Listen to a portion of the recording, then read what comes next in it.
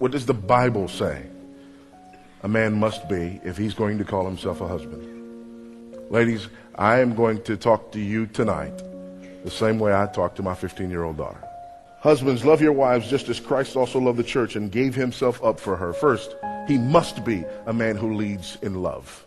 Not the Greco-Roman myth of romantic love. We're not talking about Cupid here. We're talking about the biblical definition of love that leads with the will, that is a choice, that's not led by emotion, nor is it void of emotion, and that demonstrates itself by actions on behalf of its object. Because secondly, not only must he be a man who leads in love, but he must be a man who leads in the word. If he is not a man who can mentor you in the scriptures, he's not worthy of being your husband. So forget that standard of they have to be a believer. That's way down there.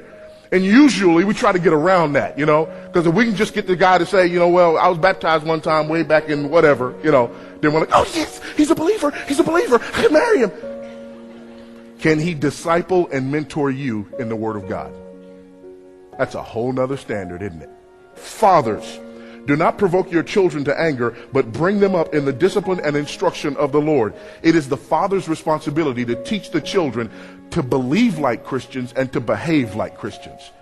He is to be equipped to mentor and disciple the children who come into your home as well. He must be a man who leads in love.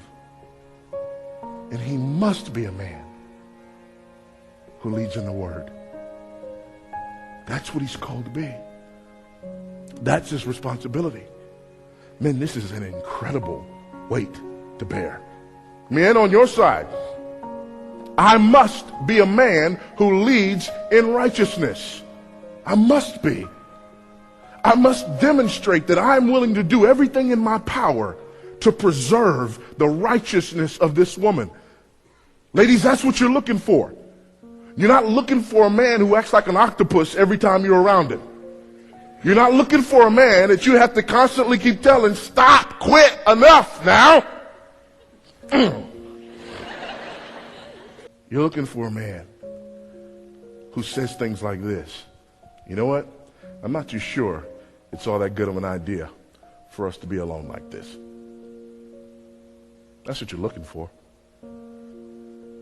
You're looking for a man who goes out of his way to make sure that your purity is preserved. Here's the irony. There are a lot of you in relationships with guys that continue to press you on stuff. They still talk like they're in high school. If you really love me, we take this thing to the next level. Help you if you're dealing with a man like that. Leave him, please. And ladies, you fall for that stuff because you don't speak man. So when a man asks you to compromise yourself sexually, what he's saying to you is this: if you speak